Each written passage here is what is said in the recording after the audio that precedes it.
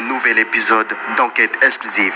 Enquête exclusive revient sur l'événement qui a fait basculer toute une île. Mayotte, une île paradisiaque au milieu de l'océan Indien, était connue pour ses belles plages, pour sa faune et sa flore et son magnifique lagon.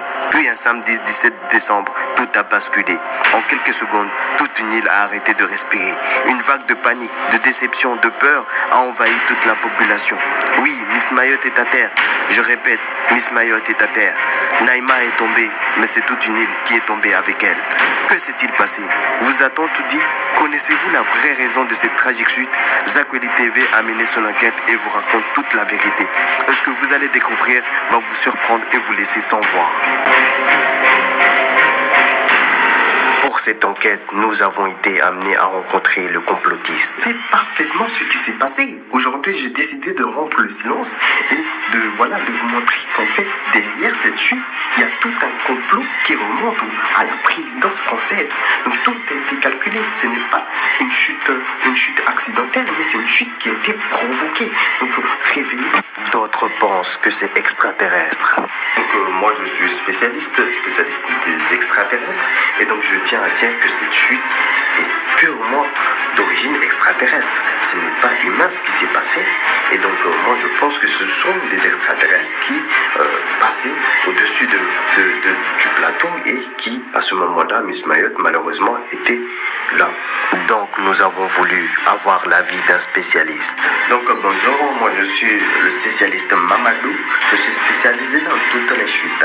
Donc quand j'ai analysé les chutes, j'ai fait des calculs mathématiques, physiques, scientifiques qui ont révélé que cette chute n'est pas naturelle, qu'elle n'est pas accidentelle.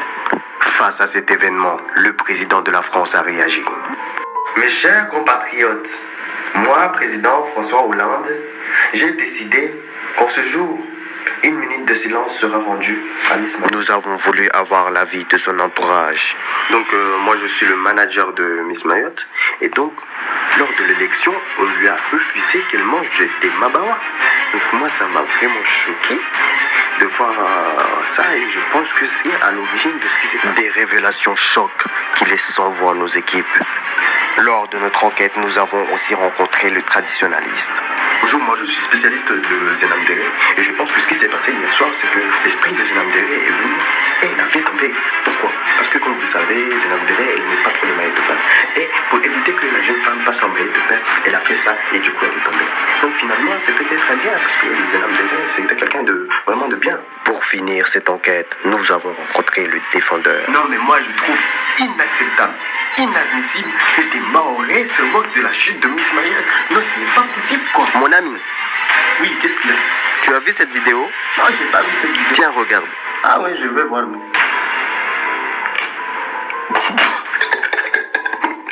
Non mais vraiment, elle est vraiment tombée comme du n'importe quoi. Ah, c'est qui ça? C'est Miss Mayotte. C'est Miss Mayotte. Ah non, il faut pas rigoler.